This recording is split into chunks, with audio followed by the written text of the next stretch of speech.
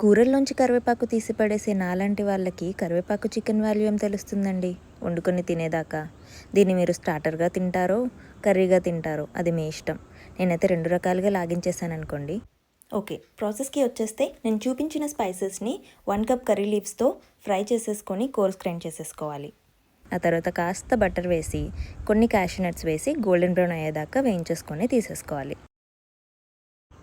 ఇప్పుడు అదే ప్యాన్లో కాస్త ఆయిల్ వేసుకొని 1 కప్ చాప్డ్ ఆనియన్స్ వేసి గోల్డెన్ బ్రౌన్ అయ్యేదాకా ఫ్రై చేసుకోవాలి.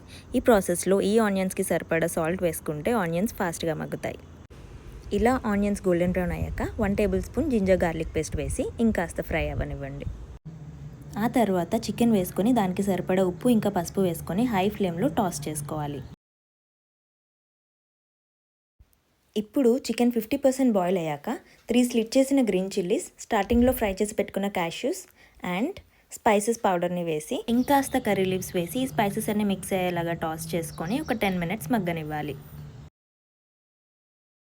మీరు గమనించినట్లయితే నేను ఈ కర్రీలో రెడ్ చిల్లీ పౌడర్ వేయట్లేదు. మనకి జస్ట్ గ్రీన్ చిల్లీస్ అండ్ పెప్పర్తో స్పైస్ యాడ్ అవుతుంది. ఇలా మనకి చికెన్ ఇప్పుడు ఒక 80% కుక్ అయ్యాక నేను 1 టేబుల్ స్పూన్ లెమన్ జ్యూస్ వేస్తున్నాను. దీనివల్ల స్పైసెస్ బాగా బ్యాలెన్స్డ్ అవుతాయి. అంతే, ఇంకొక 10 మినిట్స్ మూత పెట్టి మగ్గించేసుకుంటే క్రిస్పీగా కరివేపాకు చికెన్ రెడీ. ట్రై చేసి చెప్పండి మరి ఎలా ఉందో.